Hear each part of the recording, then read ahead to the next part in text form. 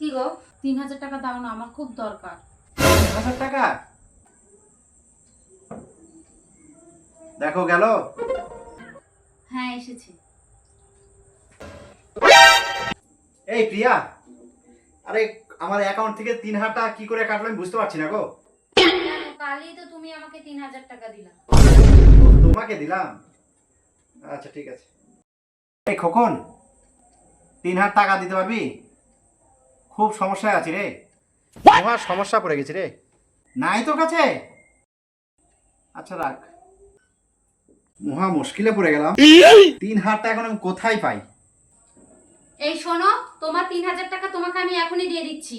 কারণ যখন থেকে আমি 3000 টাকা ধার নিয়েছি তখন থেকে তোমার নাটক আর আমার সহ্য হচ্ছে না।